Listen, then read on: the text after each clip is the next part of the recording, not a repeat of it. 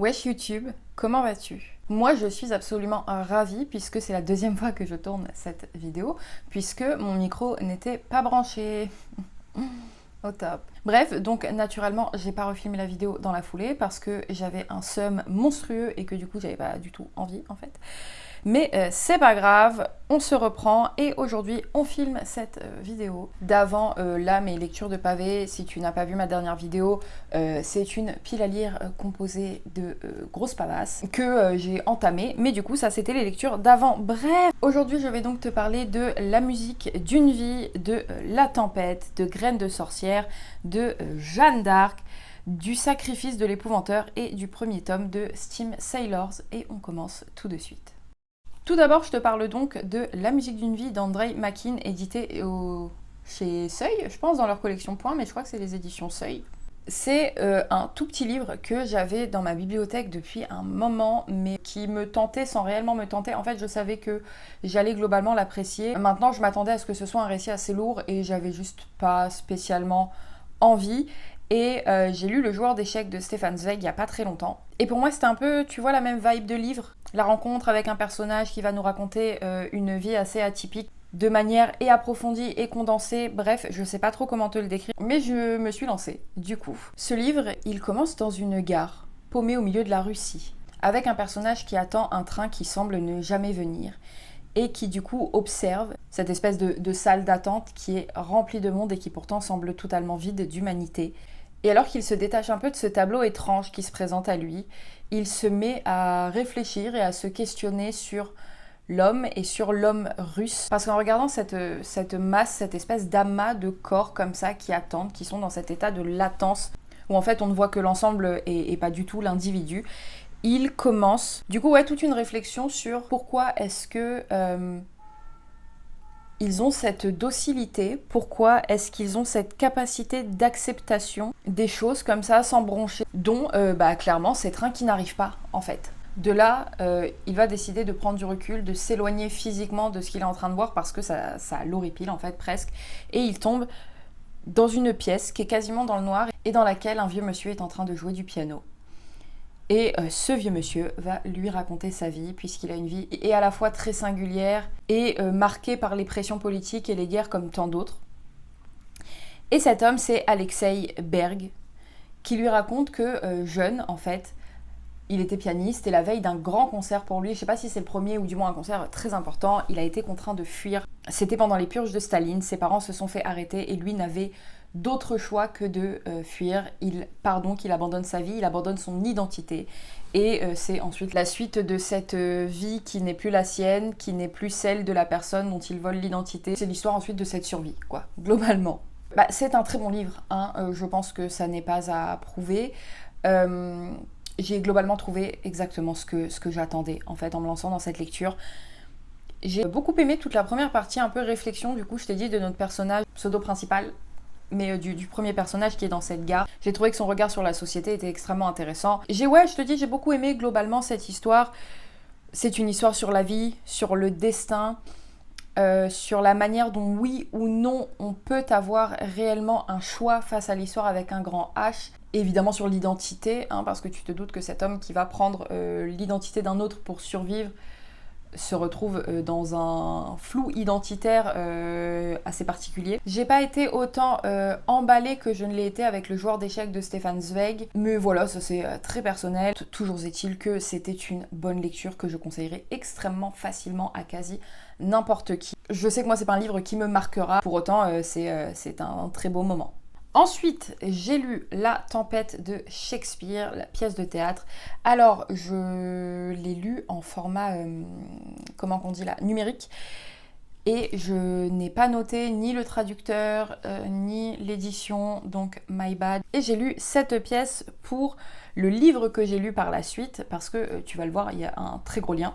Pour te placer très vite l'histoire de cette pièce de théâtre, parce que je vais pas m'étaler dessus pendant longtemps, parce que c'est pas le propos et que c'est le genre de pièce qui, je pense, peut avoir tellement d'interprétations différentes que c'est le genre d'œuvre qui s'étudie, tu vois. Et moi, je ne l'ai absolument pas lu comme une étude, je l'ai lu parce que j'étais curieuse de connaître le socle de l'histoire que j'allais lire par la suite. Donc, Dans la tempête, globalement, on débarque en plein milieu d'une tempête, obviously, sur un bateau. Ce bateau, c'est celui d'Alonso, qui est le roi de Naples, et qui revient, il me semble, d'un mariage, peu importe. Il est sur son bateau, en pleine tempête, il est accompagné de son fils. Bon, ma mafia, hein, comme d'hab, tu commences à avoir l'habitude. Il est donc accompagné de son fils, de certains de ses conseillers, etc. Et il échoue sur une île qui n'est pas n'importe quelle île, puisque il vit un homme qui s'appelle Prospero, qui était l'ancien duc de Milan et qui s'est fait déposséder en fait de son titre à la suite d'une très grosse trahison commise par son frère à l'aide du coup de Alonso, du coup le roi de Naples. Prospero, qui est en exil sur cette île depuis une décennie, il me semble, un truc comme ça, accompagné de sa fille, a passé son temps à lire, développer la magie et à attiser son désir et de besoin en fait de vengeance jusqu'à ce moment-là où il sait qu'il va pouvoir l'assouvir. Et on apprend donc que Prospero a volontairement créé cette tempête à l'aide d'Ariel, qui est l'esprit de la nature, de l'île, qui est... ouais, une espèce d'esprit des lieux, quoi, pour se retrouver face à face avec ses ennemis. Alors, c'était très intéressant à lire. Globalement, c'était une chouette pièce de théâtre. Moi, je suis pas la personne la plus sensible au monde, aux pièces shakespeariennes. Maintenant, voilà, ne serait-ce que je te dis par curiosité, j'étais contente de la découvrir. On est dans un registre vraiment tragicomique et qui soulève plusieurs questions. Et comme je t'ai dit, qu'il y a, je pense, beaucoup d'interprétations possibles. Et ce que j'ai bien aimé, c'est qu'au-delà d'un texte uniquement sur le sentiment de vengeance, on vient y découper un petit peu le sens, tu vois, ou les différents sens du moins de ce qu'est ce sentiment, en fait. Qu'est-ce qui crée ce sentiment, qu'est-ce qui le maintient, en fait, qu'est-ce qui l'alimente, et qu'est-ce que ce sentiment pousse à faire, et ensuite, quelle est la valeur des actions qui sont commises contre ce sentiment. Je sais pas si c'est clair, mais je pense que tu as capté à peu près où je voulais en venir. J'ai déjà entrevu quelques interprétations de ce que pourraient être les personnages. J'ai lu que chaque personnage pourrait en fait représenter une facette de la nature humaine. J'ai aussi entrevu quelque chose autour de l'île comme entité, comme représentation du refuge intime, comme terrain des réflexions du soi profond. Bref, il y a beaucoup de choses qui pourraient être dites sur cette pièce. Je ne l'ai pas assez étudiée. Honnêtement, je te dis, je ne l'ai pas lu dans ce but-là. Ce serait très intéressant. Maintenant, là, j'avais absolument pas envie de faire ce travail de recherche-là. Mais c'était une chouette pièce de théâtre et je suis contente de l'avoir lue. Ce qui nous amène au livre d'après, qui est donc Graines de sorcière de Margaret Atwood, que j'ai ici aux éditions 10-18 et qui est traduit de l'anglais par Michel Albaré-Match. C'est mon premier livre de Margaret Atwood, c'est une autrice que j'ai très envie de découvrir. J'étais tombée, je crois, en foire à tout sur ce livre à genre 1 balle. Bref, je l'avais pris et je vais lire d'autres choses d'elle, ça c'est sûr. Mais je trouvais ça cool en plus de commencer par autre chose que de la dystopie. Elle est très connue pour évidemment ces dystopies comme La Servante écarlate, pour ne citer que ce titre-là. Mais là, ça n'est absolument pas le propos. Ici, on est dans une réécriture, du coup, de La Tempête de Shakespeare. Je pense que je vais dire le mot tempête 1 milliard de fois dans cette vidéo. My bad. Mais du coup, dans Graines de sorcière, on fait la rencontre de Félix, qui est un metteur en scène de pièces de théâtre. Il est très reconnu pour sa façon de faire, pour sa façon de se réinterpréter les œuvres et de les présenter au public. C'est son métier depuis des années, et quelle n'est pas sa surprise quand un jour il se fait licencier. Mais alors vraiment, il se fait tège comme un giga malpropre. Alors justement qu'il travaillait sur la mise en scène de La Tempête de Shakespeare, on a compris. Surtout qu'il apprend à ce moment-là que derrière son licenciement, en fait, se cache certainement une espèce de complot, puisqu'il est instantanément remplacé par son plus proche collaborateur, qu'il voit comme un de ses très proches amis, et qui du coup récupère son poste. Est-ce que déjà tu captes un petit peu le lien? Je pense que c'est assez obvious. Mais du coup, de là, il se retire, il s'exile un peu d'une certaine manière. Lui aussi, il se replie, c'est vraiment le mot approprié, dans une maison paumée au milieu de nulle part, sous un autre nom, parce qu'en fait, il est rongé par, au-delà du sentiment de vengeance qui commence très vite en fait à s'installer en lui, il est rongé par l'idée de la trahison et de l'humiliation en fait qu'il vient de vivre. Il se met à vivre en ermite et je te dis, il cohabite simplement avec ses pensées, son désir de vengeance et le manque de sa fille qui est décédée quand elle était très jeune dans un accident. Bref, je te place ça là, mais ça a vraiment une grosse importance dans le récit. Un jour, je sais plus exactement comment ça se fait, mais il est contacté, ou du moins il trouve un poste, je te dis, je sais plus exactement comment ça se passe, mais peu importe. Il trouve un poste, à la base je crois que c'est de professeur de langue dans une prison, et lui en fait va tourner ça autour du théâtre, et il va donc devenir professeur de théâtre dans cette prison. Quelques années se passent, tout le monde est enchanté par le travail qu'il fait toujours sous sa fausse identité. Et il apprend que les hommes qui ont provoqué sa chute vont venir visiter cette prison parce qu'ils ont eu vent du travail autour du théâtre qui était mis en place dans ce lieu. Eh bien, il voit là l'opportunité d'assouvir son désir et son besoin surtout de vengeance. Et il va donc monter la pièce qui résonne tant en lui, La Tempête de Shakespeare. Oh my god, choqué, on ne s'y attendait pas. Bref, plus sérieusement, c'était hyper cool comme lecture. Déjà, j'ai adoré le rythme et j'ai adoré la construction. J'ai adoré le travail et la réflexion du sens en fait qu'elle voulait donner aux choses. Les parallèles avec l'histoire de base étaient hyper évidents mais à la fois subtils. J'ai trouvé que notre personnage de Félix était très complet là aussi dans sa construction. Vraiment, j'ai trouvé ça vraiment bien fait. Pour être honnête, il y a un moment où je me suis un petit peu sortie du récit, où je sais pas, juste ça m'a un peu perdue, mais parce que je pense juste la vie en fait autour qui faisait que j'étais un peu moins à fond dans ma lecture. J'ai trouvé que ça se lisait très bien, que le rythme était très constant, même dans ses variations. Enfin vraiment, j'ai trouvé que c'était globalement très bien fait quoi comme exercice. Après ça plaît, ça ne plaît pas, là c'est très propre à chacun, mais franchement moi j'ai trouvé que c'était une chouette lecture. Vers la fin je crois qu'elle m'a un peu paumée dans la réalisation de la pièce. Pourtant j'ai trouvé que les questions, comme je te dis, étaient vraiment très bien traitées, que ce soit évidemment la vengeance, que ce soit aussi l'identité et le deuil, et qu'est-ce que tout ça nous pousse à faire, et est-ce que au final agir de la sorte c'est réellement se valoriser ou c'est réellement réparer des choses. Bref, moi j'ai passé un super bon moment et ça ne m'a donné qu'envie de lire d'autres choses de Margaret Atwood. Ensuite j'ai lu Jeanne d'Arc de Max Gallo, donc le titre c'est Jeune fille de France brûlée vive. J'aime pas le titre mais soit.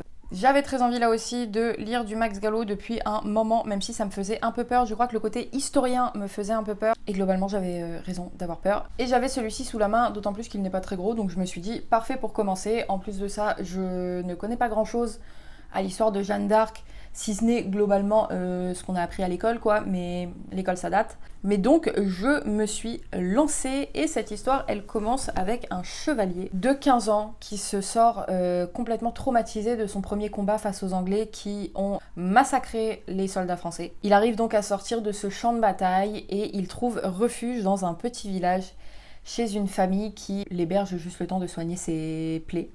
Et là, une petite fille vient, elle pose sa main sur la sienne, il sent dans son regard quelque chose de très particulier. Et cette petite fille, c'est Jeanne d'Arc. À partir de là, il va la suivre de plus ou moins près, enfin au début de loin, parce que il a autre chose à faire que rester là, genre combattre en fait. Parce que bon, on est quand même en plein milieu de la guerre de 100 ans, donc voilà, le mec est occupé. Mais il va très vite se rendre compte de ce qui se passe du côté de Jeanne, et il va devenir un de ses chevaliers les plus proches. C'est donc à travers ses yeux à lui qu'on nous raconte toute l'histoire de Jeanne d'Arc, de sa petite enfance jusqu'à Rouen où elle est brûlée sur le bûcher. C'était très très intéressant. Ça c'est quelque chose qu'on ne peut pas enlever à Max Gallo, je pense. C'est la qualité et la densité des informations qu'il nous propose. Mais c'est ce qui a été aussi pour moi un peu le côté négatif de cette lecture, c'est que globalement j'avais presque plus l'impression à des moments de lire un cours d'histoire pur qu'un roman.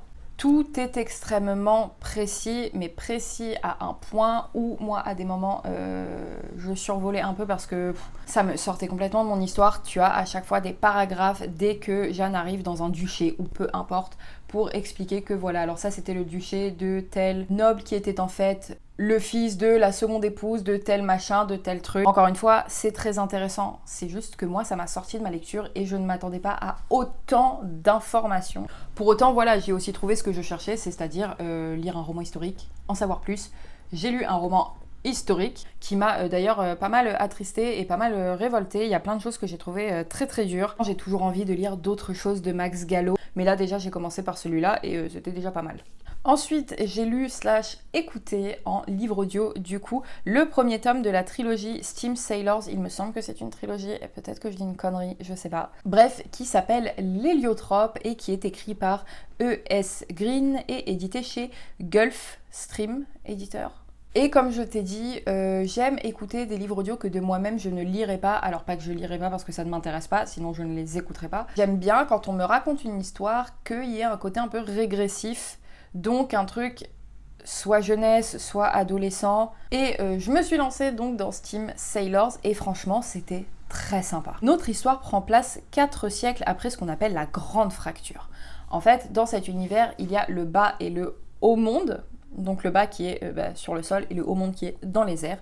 Et il fut un temps où ces deux mondes en fait communiquaient, échangeaient grâce aux alchimistes qui travaillaient la magie, qui fabriquaient des artefacts et qui entretenaient un peu le vivre ensemble en fait, tout simplement. Un jour, une guerre a éclaté et ceux qu'on appelle les industriels ont renversé le pouvoir et ont éradiqué les petits alchimistes. C'est donc ce qu'on a appelé la Grande Fracture et nous on est 4 siècles après, tu l'as compris. Et c'est dans le bas monde qu'on fait la rencontre de Prudence qui est une jeune adolescente, qui est une orpheline. Of course, c'est tous des orphelins globalement dans ces histoires. Coucou! Le bas monde, c'est un endroit où il ne fait clairement pas bon vivre, c'est un peu la merde. Et surtout, les habitants du bas monde ont développé une très grosse crainte en fait de ce qui se passe dans le haut monde, de tout ce qui peut avoir rapport avec les mythes un peu autour des alchimistes, toutes les choses un peu pas tangibles en fait. Et Prudence, notre jeune fille, fait des rêves prémonitoires, donc pour se protéger, elle vit un peu en retrait de la société. Ce qui permet à Prudence de se maintenir un peu à flot, c'est le fait qu'elle connaît la médecine, elle sait aider les femmes à accoucher, et donc on fait quand même de temps en temps appel à ses services. Bref, une nuit, son village est attaqué par des pirates du ciel qui ont un super bateau volant et qui la capturent. C'est comme ça qu'elle se retrouve donc à bord de l'héliotrope. Et en fait, puisque Prudence est médecin, ils se disent que c'est plutôt dans leur intérêt d'avoir à bord une médecin. Et de là, tu te doutes qu'elle va finir par s'intégrer à cette joyeuse troupe de pirates. Surtout que Prudence va se rendre compte qu'ils sont sur les traces de quelque chose, qu'ils sont en pleine quête, et il semblerait d'autant plus qu'elle ait un rôle à jouer là-dedans. Moi j'ai passé un très bon moment, j'ai trouvé que c'était très fluide comme plume, que c'était très simple mais très efficace pour l'histoire, j'ai trouvé que tous les personnages étaient plutôt attachants, et en fait ces personnages avaient vraiment des reliefs, et donc c'était assez facile de s'y attacher. J'avais lu quelque part qu'il y avait quelques lenteurs dans le livre, alors moi j'ai absolument pas trouvé.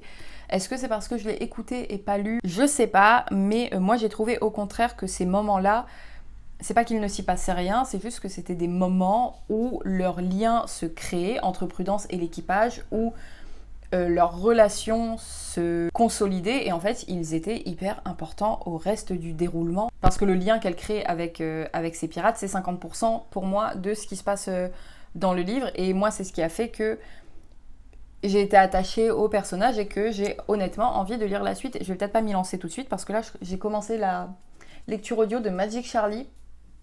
Bref, tu vois le genre de mes lectures audio. J'ai trouvé que vraiment c'était hyper sympa. En plus, un univers steampunk qui est cool. Il y a certains livres comme ça, un peu jeunesse ou ado, dans lesquels je trouve que l'univers sert globalement à rien, si ce n'est à dire « Ah bah c'est un univers fantastique ». Là, pas du tout. Je trouve que l'univers, il est simple, les bases sont très vite posées, on n'est pas dans un truc trop complexe pour rien, mais du coup ça fonctionne très bien, ça sert l'histoire, et ouais, moi j'ai trouvé que c'était un super bon livre. Je te dis pas la lecture de l'année, mais j'ai passé un super bon moment.